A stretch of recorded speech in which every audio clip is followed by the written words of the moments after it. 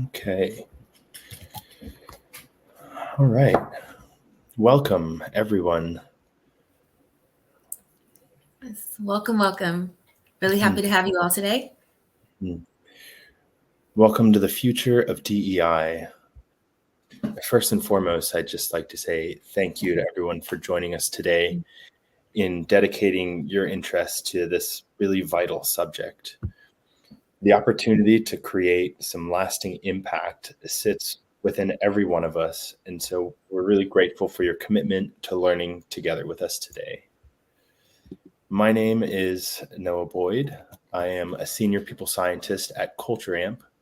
I have my master's degree in positive organizational psychology, and I've been working in the talent management, well-being, and engagement space for a little over 6.5 years.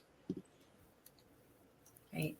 Hello, everyone. My name is Dr. Dacier Harps. You can call me Dacier. I use she, her pronouns, and I'm dialing in from Atlanta, Georgia.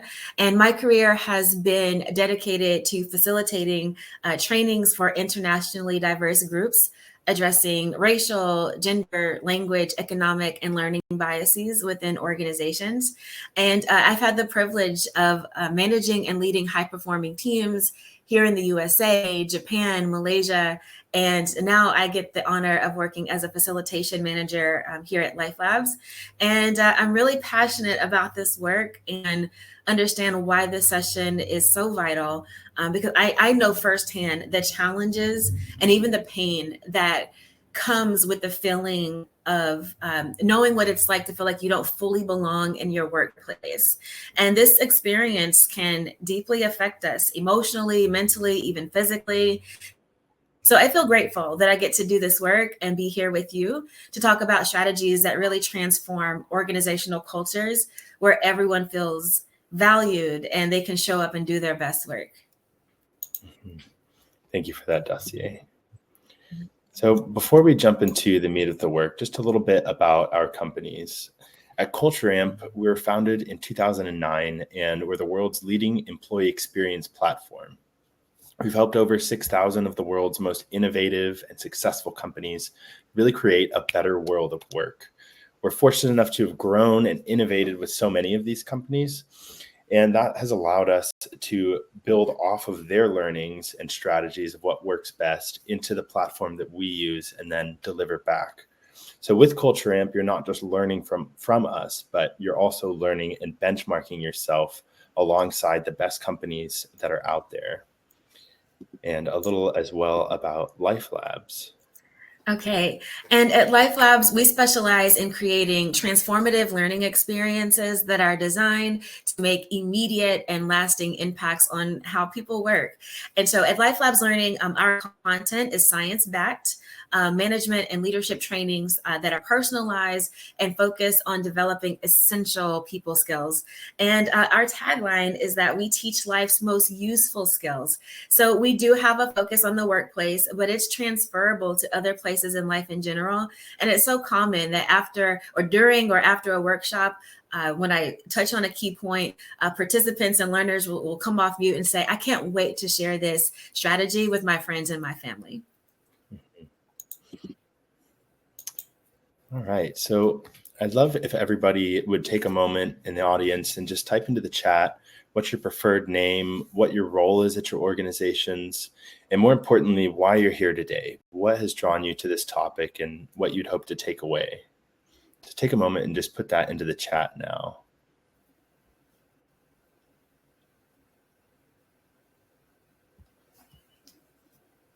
Okay, welcome, Stephen. Nice to meet you. Hi, hey, Rachel. Clifford, Michael, Jamie, Stephanie. All right, everybody's here.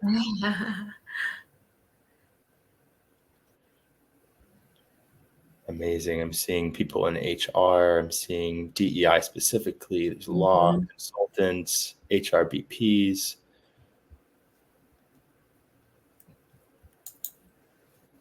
Good.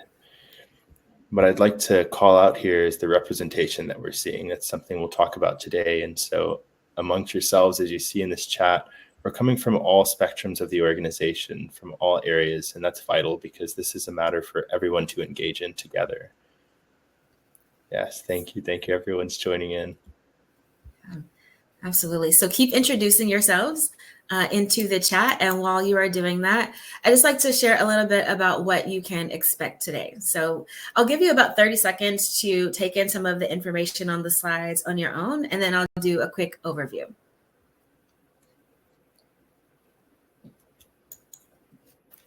Okay. So in today's session, we'll navigate the evolving landscape of diversity, equity, and inclusion, addressing both the challenges and opportunities within today's work environment. And as we know, scanning what's happening in society, DEI practices face uncertainty. And so our big promise is that we're going to provide you with the latest trends and effective tools to enhance your DEI initiatives. So you will leave here with valuable insights into how these trends impact organizations and leave equipped with enhanced conversational skills to practice the things that you learn immediately after this webinar. Okay. And with that being said, here is our roadmap for how we will have this conversation today. So first, we're going to dive a little bit into what DEI means. Then we'll talk about how DEI is showing up in organizations and share some of the latest research and trends and patterns that we are noticing. Then we're going to give you a simple strategy for how to reinvigorate DEI efforts in your organizations. And then we're going to close out with questions and next steps. So that is what you can expect. And so with that, let's go ahead and dive into our first point in understanding DEI. Thank you, Dacier. So before we get into the content, it's really important that we're all on the same page with what we actually mean in terms of diversity, equity, and inclusion, as sometimes these terms can be a little confused or conflated or just not well understood in general. So I'll give you a moment to look at the definitions we have on the screen and see how you relate to those, and maybe even put into the chat what you would add to that or what these mean to you.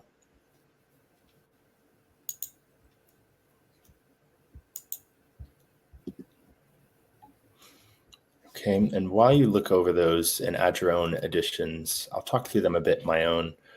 So diversity really describes the makeup of employees in a company for the purpose of coming here with your organizational perspective. It is a starting point, and diversity is answering who your employees are, but not what their experiences at work are like. By understanding who the employees are, it lays the foundation to examine what they're experiencing at work and how their identities influence that experience. Equity is the process by which organizational practices are adjusted to account for the fact that we don't all start from the same metaphorical place. It's important here not to confuse equity for equality. Equality means the process should be the same regardless of the outcome. Treat everyone the same. Whereas equity recognizes that people are not the same, and the processes must be changed to meet each individual where they are and to bring them all to the same level. Finally, inclusion is encompassing the organizational practices that impact the subjective experience of employees' sense of belonging and authenticity in the organization. At its core, inclusion it means employees of all identities, that's diversity, that they feel welcomed, valued, and actively engaged in an equitable manner with the people, the processes, the systems that exist inside your organization. So in building awareness of these key factors, we're able to take pointed action to really integrate them into our organizations. And in this process of awareness, it begins with acknowledging our own personal experiences and facilitating that growth from our own day-to-day practices all the way up into our organizational systems. Yeah. Thank you so much for that overview, Noah. And when we had you to introduce yourselves into the chat, we can see a lot of you are coming into this workshop doing DEI work. A lot of you have DEI in your titles. We have senior HR and people operations professionals in the webinar today. So reviewing these definitions, it might seem basic to start here. However, establishing a shared vocabulary is crucial, especially in today's climate where we see efforts and even fundamental terms of DEI being questioned in some spaces. I recall a story that someone once told me where they were in a meeting in their organization. It was an all hands meeting, so the entire company was there, and their DEI council was sharing some updates on the work and projects that they had been working on. And in the middle of the presentation, someone in the organization types into the chat, DEI is racist, and said this in front of the entire organization. And the reason why I'm sharing this story with you is because it underscores a common misunderstanding. DEI is not just for groups of that involve people of color, women, or folks with marginalized identities. It impacts every single one of us. And it's about creating fair conditions for all individuals to thrive in their workplace. So in the next few slides, we'll clarify how these terms and explore how DEI is relevant and beneficial across the entire spectrum of workplace identities.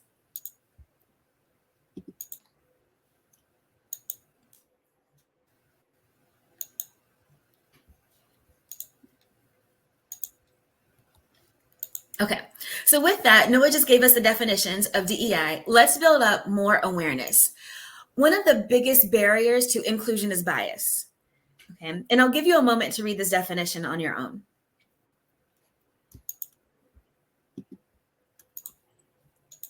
Okay. And again, I've got a lot of senior professionals in the room, and so this also may not be new information, but it is one of the biggest barriers to creating inclusive spaces. And when I say bias, I don't mean racist, sexist, homophobic, or anything of that nature. Our biases can lead to those things, but when I say bias, I just mean that our brains don't like to think too hard all of the time, and it tries to keep things really simple. And so instead of looking at all the pieces of data to make the best, most informed decisions, our brains sometimes just move really fast. And we make these mental shortcuts to make assessments about people and things in our environment. And we can be biased about just about anything, like food preferences, policies, decor, and aesthetics, and yes, even other humans. And for some people and some identities in some communities, the consequences of bias can be very dangerous. So I want to hear from you all. Just go to the chat one more time. You see some examples on the slide here for inspiration, but what are some things in life? Just have a mini brainstorming session in the chat. What are some things in life that we all hold bias around? Like tattoos, if you wear glasses, or height. Like, what are some things just in general? Type into the chat. Okay, good, Ivy. Recency bias. Good, Regina. Your background, mental health. Good, Barbara. Fashion, accents, education, financial status, religion, skin color. Yes. Oh, marriage status, literacy. Oh, military experience. That is a good one. The list goes on and on and on. Caregiver status. Okay, these are really good. So here is a list of some of the most salient bias categories. I'll give you another few seconds to scan this list on your own.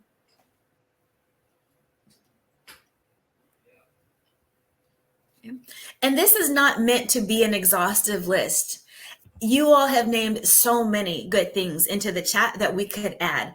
This is just a reminder of how many people are impacted by bias and how much of a factor it is in our everyday lives. Okay. So the bigger question is, where does bias come from, and how do we form these biases that we have about people and things in life? Well, it comes from the cycle of socialization. And what I mean by this is that we are all born into an environment that impacts how we see the world, that shapes our belief systems, and we form ideas about what is good, bad, right, or wrong. And here are some examples of things that impact our biases based on how we grow up. So I'll give you another 30 seconds to just take in this graphic on the slide. And if you're gaining any insights or aha moments, just again, continue to share into the chat what's coming up for you as you're reading about these agents of socialization.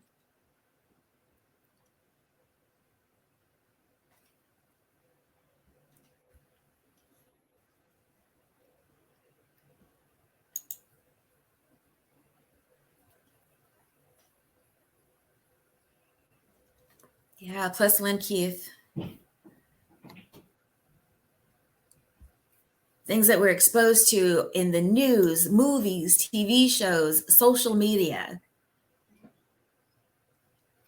And it definitely transcends generations, values that are passed on to us. Good. Okay. All right. So the reason that I had you to reflect on this cycle of socialization is because before we can address systemic change, we have to look in the mirror and address our own biases. Why? Because systems are made up of people.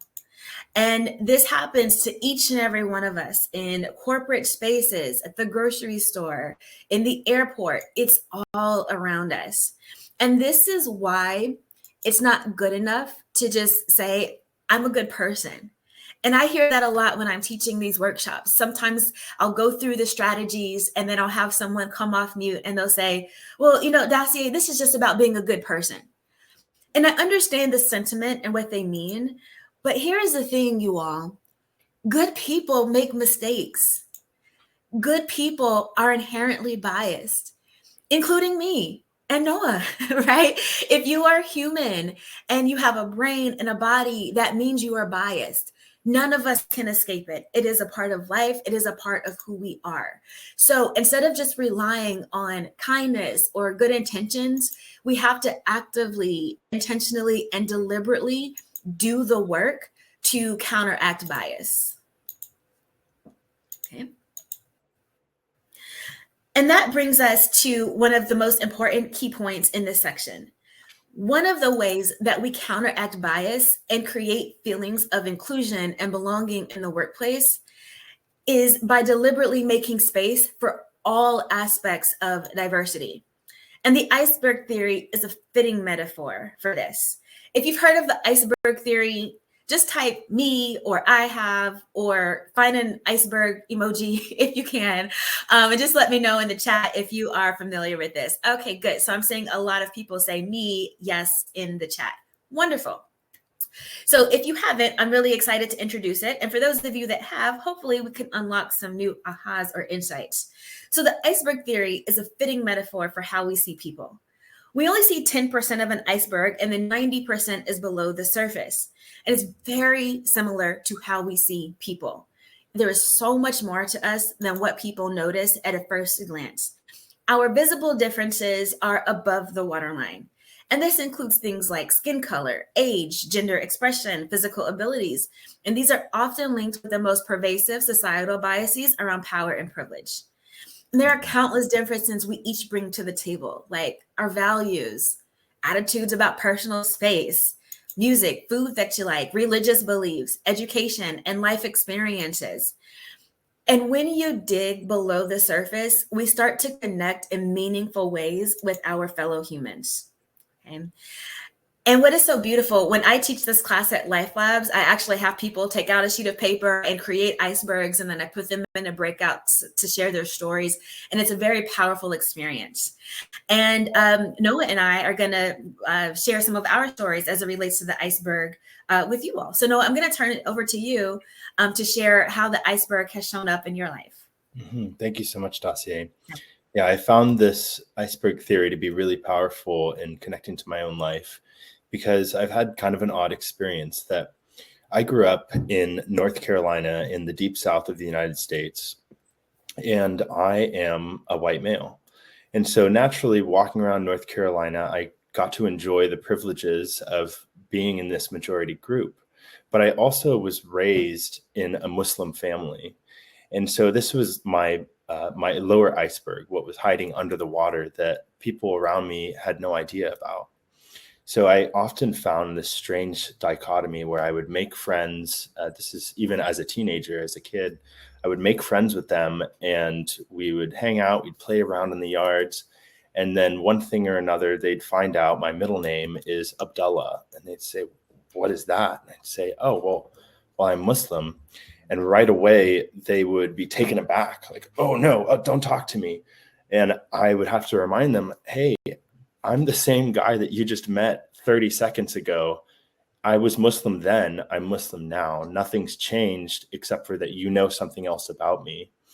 And surely one after another, the individuals would sit with that and kind of chew on the information for a bit before they would come to terms and realize, right, you're actually you're really great. I love hanging out with you. And that was it was inspiring and challenging their own biases as it brought it up, and they realized, oh, I have this negative connotation against you. But then once I learned that, oh, this is what a Muslim is, okay, actually, I am friends with you. Maybe I was wrong. And in challenging that, acknowledging their own bias, we can grow together and we can continue to be friends in that way. Yeah. Thank you so much. What a powerful story. And I saw you getting a lot of love in the chat and a lot of comments. And I'm going to also share my iceberg story. So for me, it's a little bit reverse, that when I walk into spaces, you all can't tell because we're on camera right now, but in real life, I am 5'2", so petite woman, Black woman. And when I walk into the spaces, I'm often the shortest or the only woman or the only woman of color, the only Black woman. And those are some things above the waterline. And I find myself having to fight for a voice because sometimes those initial perceptions that people have about me, I may not automatically be given the respect when I walk into spaces. And I feel pressure a lot to have to share things about myself below the waterline in order to get people to respect me or pay attention to me. So for example, I remember once I was in person doing a workshop, and there was someone in the room who just would not look at me. They would not give me any energy, any attention, like almost this very dismissive vibe and attitude. And then I deliberately name dropped a big name client that we work with at LifeLabs, and this person perked up. And they started looking at me and talking to me a little bit more. And I had to do all of that. I had to give all of this, what I deemed as cool information about myself in order to get people to really pay attention to me. Or another thing about the iceberg, I have a very youthful appearance. And so often people will mistake me for a college student, but they don't know I'm the professor, right? I also am a part-time adjunct professor in the evenings at an HBCU here in Georgia. So that's how the iceberg shows up for me. And again, this is a very powerful experience when we do this with learners in our workshop. So here is the takeaway. I want you to remember two things after this section. Number one, so much of what shapes a person lies beneath the surface and is unseen and often unspoken. And that leads to the second point. DEI is for everyone, and DEI impacts everyone. Things that you don't even think about, like maybe you have back pain. And when you're at a meeting, you need to stand up every 15 minutes and walk around because that's a part of your healthcare routine. Okay. I once had a CEO who was very vulnerable. They were in one of my workshops at LifeLabs, and we were going through some of this information.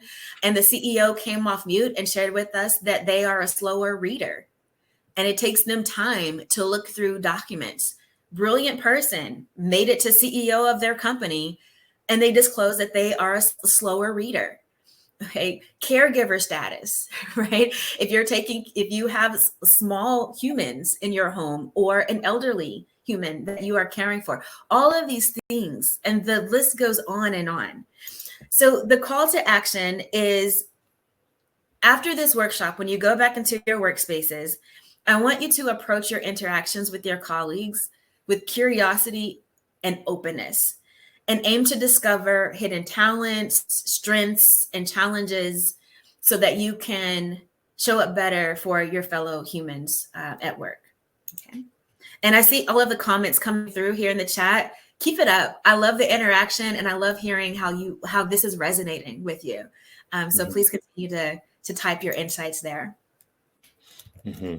Yeah, I want to just call out exactly what you just said, Dacia. I really appreciate everyone showing up and showing vulnerability, and also doing exactly the work that we're trying to inspire here, and acknowledging what are some of your own challenges, what are some of your own biases, and sharing those in the chat creates a community here that we can learn and grow together. So we understand that DEI is for everyone, and that includes every one of us here today. But in the organization, we often find we have to make a business case for it in order to get resources and funding from leadership. So the very first why of DEI, as many of you pointed out in the chat, is justice, first and foremost. That's the important matter here. And when we're trying to convince leadership of this and how this is important to the organization at large, we at CultureAmp have collected data from across the world to find out what are the actual business benefits of supporting diversity, equity, and inclusion in the workplace. So what we found was this. At CultureAmp, we found out that valuing DEI unquestionably improves the employee experience and business performance.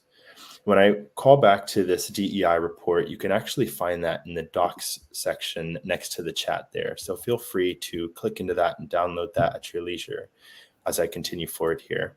So some of the things we found specifically are that when an employee strongly believes that their company values diversity, 84% of those employees are highly engaged, while the employees that disagree that their companies are valuing DEI are only 20% engaged. So they're not even feeling present there. We also found that employees that strongly believe that their organization does not value diversity are 3.3 times more likely to leave and turn over in a 12-month period, which is incurring training costs, turnover costs, everything associated with that. And finally, another point we have here is that companies that value diversity as perceived by their employees have a 6.8% higher stock price overall than their counterpoints. Now, to a business leader, these ought to be enough just here on this slide, but the results go further and further to point out that DEI is really unquestionably good for individuals and for the organizations at large. So that's a quick case for why.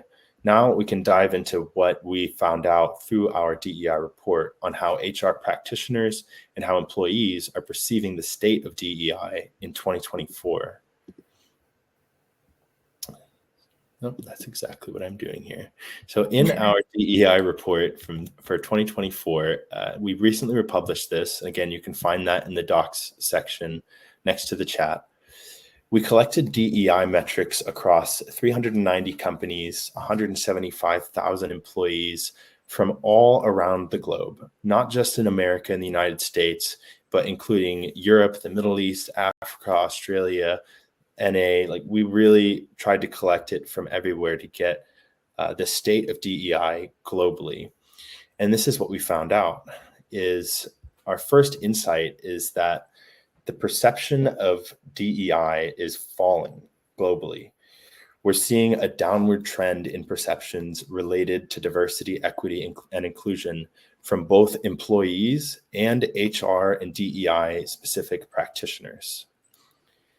The second insight that really popped out is that intersectionality is having a compounding effect, meaning that employees with more than one historically excluded identity, such as being a Black woman like Dossier, is facing workplace barriers that compound above and beyond just having one traditionally marginalized identity. And so it's not the identity that's the issue, it's the workplace that was built with majority employees in mind. And this is where the change needs to happen. So that third insight is that DEI action taking at large has effectively stalled. Companies are doing fewer DEI actions. Plus, we found that companies are asking more implicit rather than explicit questions related to DEI. So they're not showcasing that it's explicitly important or that they intend to do anything about it.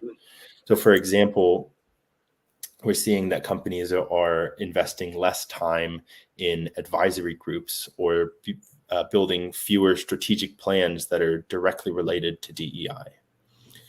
Now, the fourth insight here in our report is highlighting the triple threat that's facing organizations. That is specifically the lack of DEI expertise. Organizations are not bringing in DEI experts. DEI is losing leadership support, And DEI measurement is dropping off. That is, we're not actually measuring aspects of DEI and perceptions of it in the workplace. So this is a huge challenge, because if we're not measuring DEI, it's hard to make a real case for change when we have no data to back that up. On the flip side, the report highlights that when organizations do tackle these challenges, as we pointed out earlier, they're reaping the benefits from it. So what about the companies that aren't, that are getting trapped in these first four insights? What's happening there? So our research has revealed that not only are companies shifting the way that they ask employees about DEI from an explicit mode to more hidden pathways, but they're slowing down on this action taking. The slowing down brings up this question for us: is this a neglect effect? Are organizations just ignoring DEI? Or maybe are we shifting from one-off sprints into more of a DEI marathon and trying to have long-term solutions? Could this be a pattern where the initial investment in DEI is just waning over time? Or are companies really slowing down because they want to get it right? From 2021 to 2023, what our report, the data has shown to us is that just simply having discussions among leadership teams about DEI specifically has drastically reduced. Hiring DEI specific consultants or employees, again, drastically falling, and having strategic goals written with specific diversity priorities in mind, again, really falling across organizations. So what we're seeing in the data is that what it's pointing towards is more strongly that neglect effect, which is leading to a self-sustaining cycle where DEI budget is being cut. And that's resulting in fewer DEI actions, which then leads to HR teams asking even less about perceptions of DEI. And without asking about this, they're not getting fresh data, and companies are progressively less able to make a case that to add more budget and identify pressing opportunities to make meaningful change. And so this cycle just continues around, pushing downwards, and ultimately it's pushing DEI out of the workplace, which is, as we've pointed out, is worse for your workplace. This is something for every individual up to the organization at large that has immediate and noticeable benefits. So one of the benefits of working with CultureAmp is that we help you collect this data across organizational factors while giving you the ability to view your data across diverse groups and to see exactly where the pain points in your organizations exist and for who. And that brings me to the fifth and final insight from our DEI report, which is the bright side here. This relates to taking action. With the research findings in our report highlighting that companies need to reach not for the low-hanging fruit, but for far higher hanging fruit to see better outcomes. And the best way to do that is to embed DEI into your pre-existing programs rather than doing one-off actions. What we found in our data is that specifically of all the actions that we considered, transparent processes for career advancement had the biggest and the only statistically meaningful impact on employees believing that their company values diversity.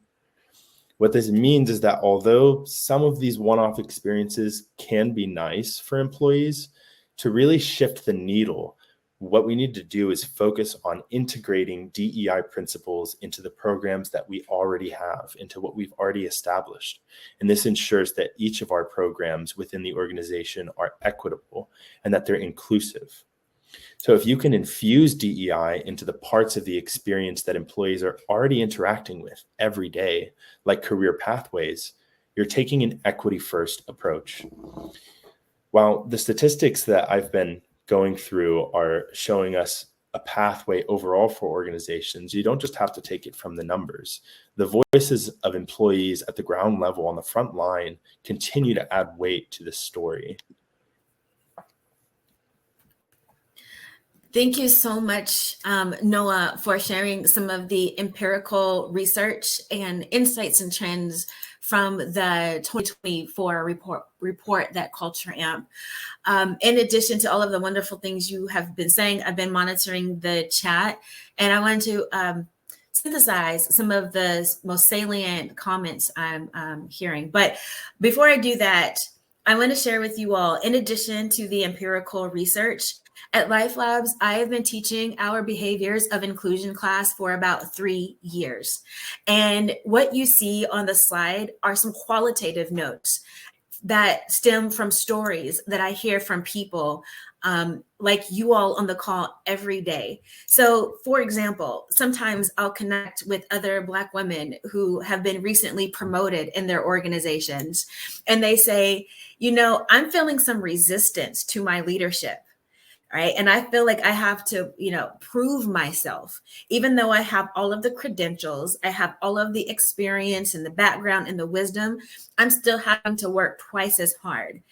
And it's that subtle piece, right? Your intuition knows what's happening, but you don't have quite enough data to take it to HR to make a case around bias. But you know that there's a resistance to because of your identity and folks not being willing to submit or be a follower on your team. I've had people to tell me, hey, I'm not sure how to give feedback. I'm noticing microaggressions. I'm noticing where bias is taking place. I just don't know what to say. Right? How do I bring it up without it feeling awkward or like I'm accusing or attacking someone's character or behavior because that's not the intention? And so what if I say the wrong thing? Right? What if my good intentions get turned around and I have a verbal gaffe, right? Or I just make a mistake in how it comes out. And so that is one of the things that we do in our classes at LifeLabs. They are so practical. We break it down, step 1, step 2, step 3. When you see something as a bystander, here is what you do, and here is how you bring it up, and here is exactly what you can say. And we give personalized and individualized coaching on those things. If any of these things on the slide resonate with you, you've been there or you've seen it, you've got a friend that's been going through that, just type a yeah, I get it in the chat or like been there or I understand. Like, is this resonating with anyone? Yeah. People are like, I get it. Been there, here now, right? I'm still living it on a day-to-day basis. And I also want to honor some of the comments that have been coming through the chat. Some of you have just said, hey, my organization wants to eliminate DEI and focus on belonging. I think we all resonate with that as well. Well, at LifeLabs, I know we're holding fast to equity. That I know for sure. And I believe at CultureAmp as well. Yes. We are using the words diversity, equity, and inclusion. And we're going to give you resources in our DEI playbook that highlight some of the other things that we're doing. So I don't resonate with that part, but I see the trends. I'm aware, I'm on LinkedIn. I see what's happening in our society.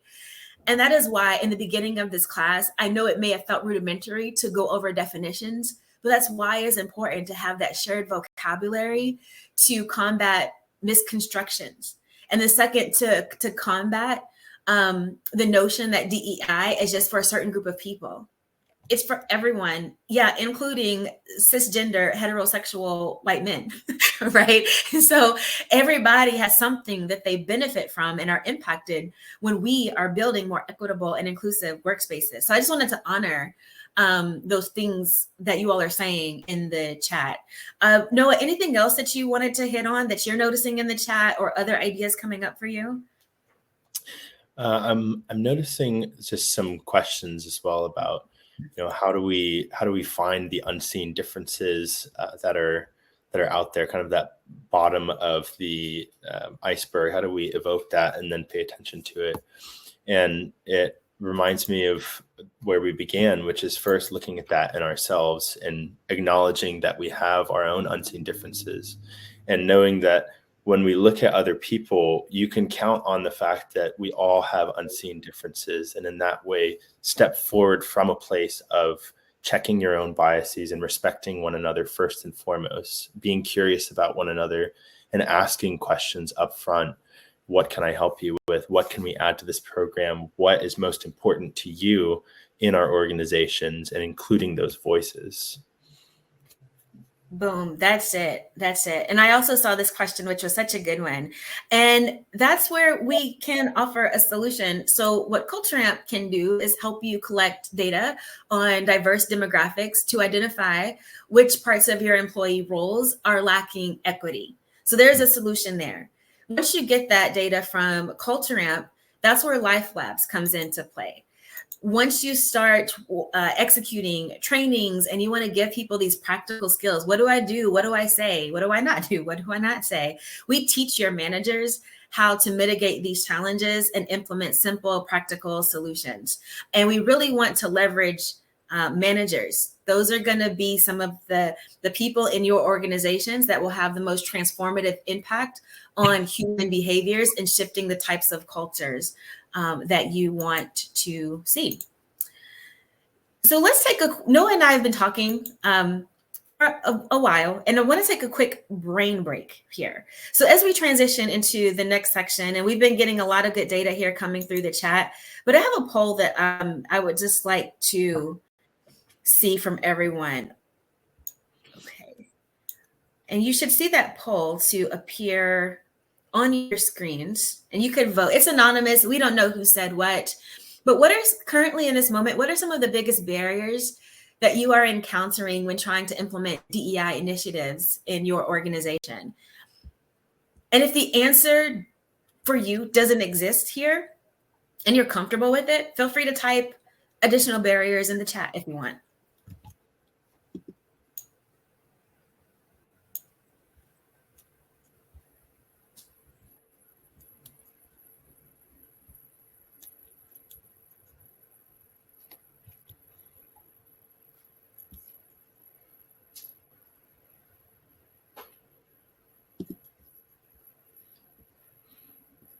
Okay, take 10 more seconds and I'm going to close the poll.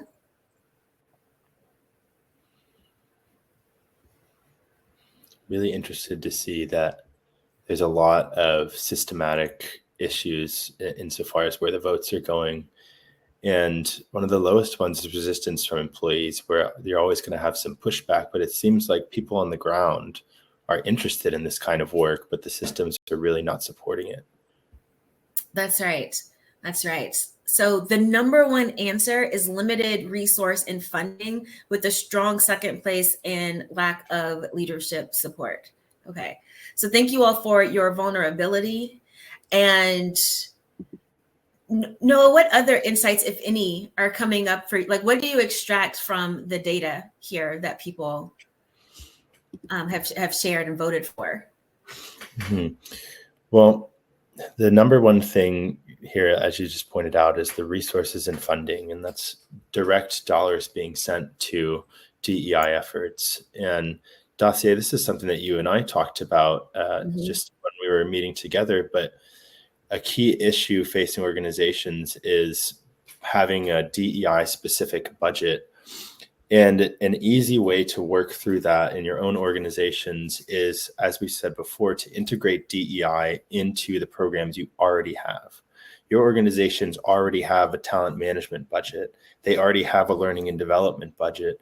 These things aren't going anywhere. So we take DEI and we embed it into the programs and to the different aspects of the organization that we already have. And in that way, instead of needing to funnel a brand new budget down for DEI, we can pick from what's already available and begin to piece it together across the organization, which is truly creating equity. Bingo. That is it. And that is the perfect segue into the next section, where in our next 15 minutes together, we are going to give you a practical strategy that each and every one of you can start doing today and take back to your organizations. So let's talk about that strategy. It is called the FAIR framework. To make systems more inclusive, again, we have to be intentional and deliberate about it rather than just relying on our good intentions. When we passively think of ourselves as good people, which we are, right? as I mentioned earlier, good folks are biased and good folks make mistakes. And so when we just rely on that, we risk accidentally excluding people. And the acronym FAIR is a checklist that you can use to make sure that any system or project that you want to improve in your workplace feels equitable and inclusive. So let's break it down piece by piece, and then we're going to show you how it specifically shows up at work. Okay. So first, beginning with the F, it stands for forthright. And I'll give you a couple of seconds to read that definition on your own. So here are some questions to consider when you are evaluating how forthright your policies, your projects, your initiatives are in your organizations. Are we making the goals and priorities clear? Does everyone know about them? Do folks know what to expect? Do folks know how they are being measured and evaluated, what excellence looks like? Do you have explicit policies that are written down and for everyone to have access to? Are we making it clear what career growth means or does it mean? How to take on stretch projects or opportunities? Does everyone know what the opportunities are? Are you providing clear processes for how to participate in meetings, and is participation encouraged for people of different backgrounds? Okay, so those are some criteria to consider. Are your systems forthright? Next, let's go to the A, which stands for accessibility. I'll give you a moment to read that. Okay. With accessibility, ask yourselves, do we have adequate representation from people from different groups on our websites? Visibility does matter. Are we making jobs accessible and easy to apply for? Is everyone, if you have a technology or you're implementing a new technology, are people given adequate training? Are folks able to contribute when working remotely? In the very beginning of the class, one of the first comments, someone said that you are here to learn for strategies for working remotely. Are you thinking about people in different time zones and how to make meetings and information accessible to everyone? Have you considered cross-cultural holidays when planning events or setting project deadlines? Are your meetings accessible to the entire employee population? Okay, so those are some criteria to consider there. Let's move on to the I. Okay, so I'll let you read on your own what involved stands for. +1, Keith, good. So with involved, do you get input from all of those impacted before making decisions, on things that are going to affect how they operate at work? Right? Do you welcome ongoing feedback? Do you look at input from underrepresented groups, again, when making decisions? Or are the loudest voices the ones that are often the most representative? And then we fall into a little bit of groupthink, right? Where it's not really diversity of ideas. It's one or two loud voices, and it is a pseudo representation of the larger feelings of the group. Okay? And let's close out with the R. And the R stands for, Okay, there we go, rigor. Okay, rigorous. I'll give you a moment to read that. And here, when we talk about rigor, we don't mean how complicated or hard something is. We mean consistency. So do we put people through hold people to the exact same standards when it comes to hiring, salaries, promotions? We can even get really granular. When I teach the feedback class at LifeLabs, I even push managers to consider, who are we giving a right in our organizations to give feedback, ask the tough questions, have opposing ideas? And when they do, people with certain identities, when they do those things, they're deemed as a leader. And when folks with different identities do the exact same things, asking questions, giving some feedback, they're told, oh, you're being insubordinate or you're being difficult. Ooh, that word difficult. Right? I'm sure a lot of us resonate with that as well. So who in our organizations are we giving a right to be free, and who are we expecting to fall in line and take marching orders? We have to be mindful about that. Okay. So let's reverse engineer this a little bit. And I want you to think about what it would look like to come up with an unfair hiring process.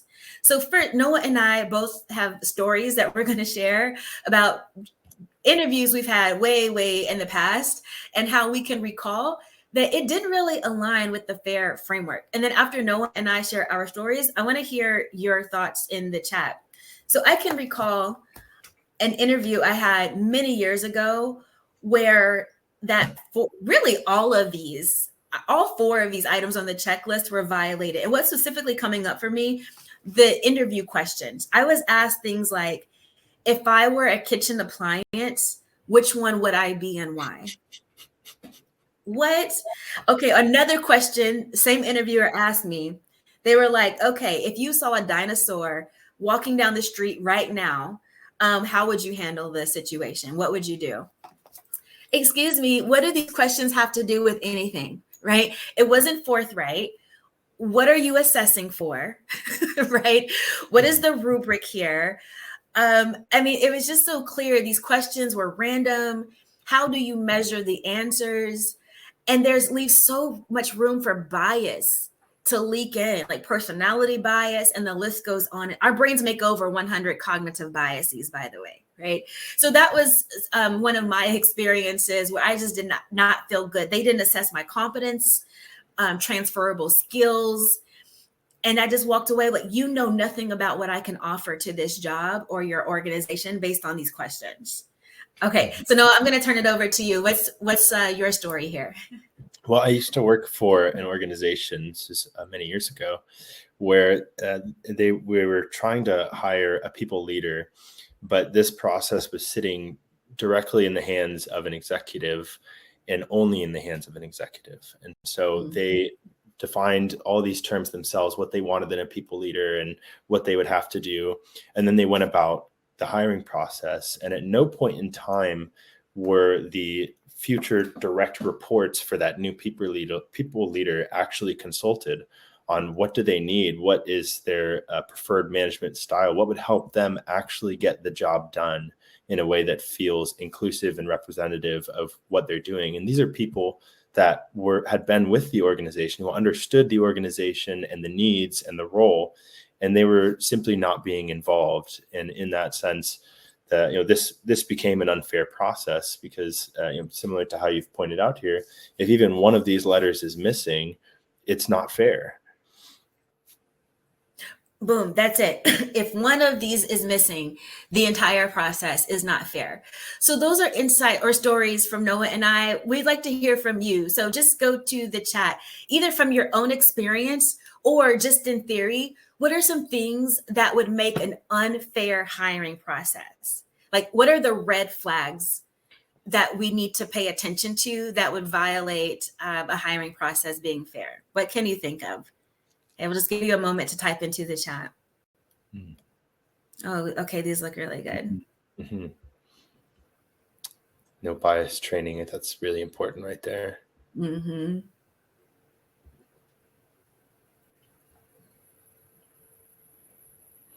Mm-hmm. Mm-hmm.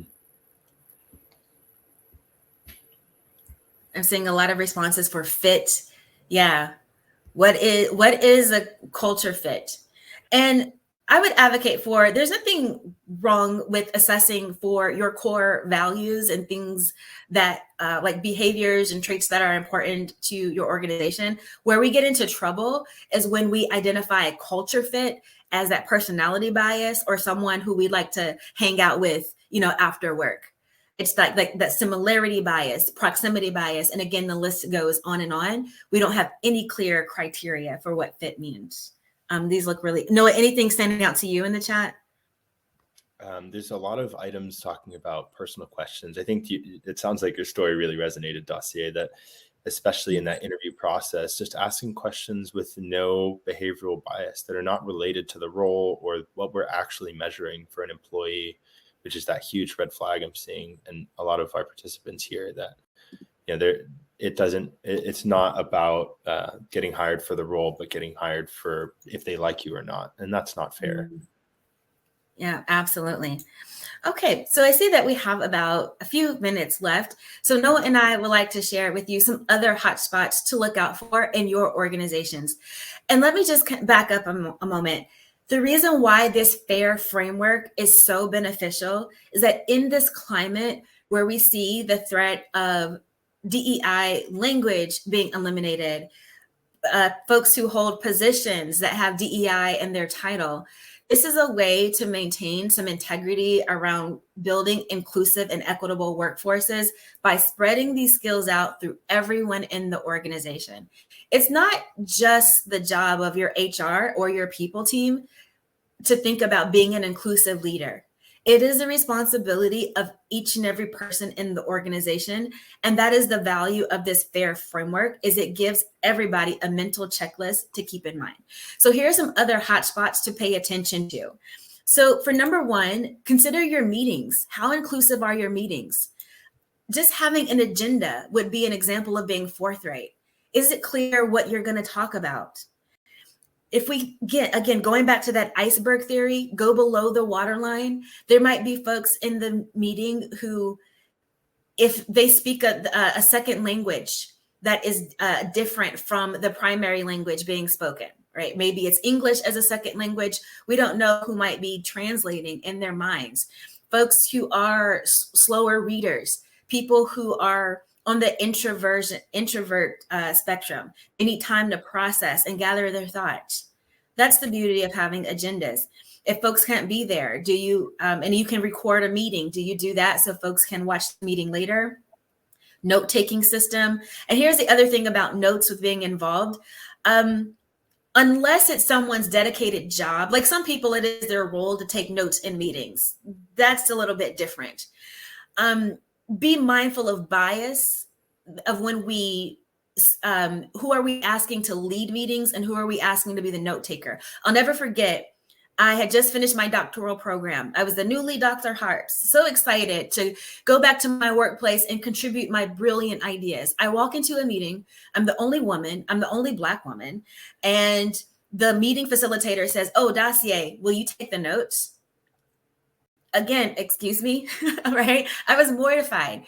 And this is why I was mortified. It's not that my ego is so big that I am above taking notes. Not at all. I take notes all the time. Okay. I am humble, right? But in that moment, it was very clear that it was a bias, that because I was the youngest and I was the woman, that they just deemed me as more suited for doing the administrative duties rather than contributing my intellect and my intelligence. That's all. So one thing you could do, have a rotation system in place, right? Where who's the facilitator, who's the note taker, just these small things to keep in mind. Okay, Noah, I'll turn it over to you. Mm-hmm. I'm going to run through these just a little quickly because I know we're getting quite to the end here. Yeah. In your learning and growth opportunities in the organization, keeping those fair, right? Make sure that you're announcing these opportunities widely to everyone, to open these development programs for everyone that it could possibly apply to in an organization, and making sure this application to get into these opportunities, whether it's a new role or moving laterally or whatever that may be, making sure the application process is easy to understand without having to needlessly jump through hoops to attain entry. Ensuring that when you're creating these learning opportunities, it's a collaborative process that includes diverse groups in the organization, includes all of their knowledge, but also their perspectives on ensuring that nothing's been left out and that everyone does get involved in, included in the learnings. And then making sure that as you're doing these programs, that whenever you're measuring success, that these metrics are rooted in real behavioral outcomes. Same thing with benefits and working conditions, and having transparency on what are role expectations, what is included, and being upfront and open about that. Creating a physical space, providing virtual tools that make it easy and accessible for everyone to join in, and no matter what condition they may be or where they exist. And then adding continuing listening for needs as challenges arise, and sharing the load of those menial tasks like Dacier had mentioned, and taking notes or small administrative things that come up, but sharing that responsibility. And then especially with benefits, making sure to standardize those across employees so that everyone benefits. Yes, thank you so much. And great, so we can go ahead and I see we are at 1 minute left. We didn't get a chance to get to all of the questions, but I'm sure that I could probably speak for Noah here as well. We have thoroughly enjoyed this time together. All of the things coming through in the chat, your engagement, your insights. I have just enjoyed reading every single comment coming through here. If you'd like to connect with us further, this is our information on the slides where you can email us, let us know your questions. And at LifeLabs, we can also put you in touch with a consultant if you're interested in bringing some of these trainings or insights to your entire organization. I know at LifeLabs, we can support with talking points and give you coaching on how you might pitch this to your decision makers or executive team. Noah, any last words? I would just say same thing with CultureAmp, to engage with us, and I can point you in the right direction of who to talk to from in our community. We've got a QR code here to connect with other like-minded individuals who are trying to push this work forward across the globe. And with CultureAmp and our involvement, we can help you find where the pain points are so that you can really focus your efforts and get the most impact out of the work that you do. Yes, that's right. Okay, so I know we're at time and we want to be respectful of your time. I knew this. I told Noah, I was like, we're probably going to be down to the last second. On your way out, there is a final poll, if you don't mind just sharing some last minute insights, which is how urgently are you seeking solutions to the challenges that you noted in the previous poll? So that could be your closing activity. We look forward to hearing from you and have a great rest of your day. It was an honor. Thank you so much. Thanks, everyone.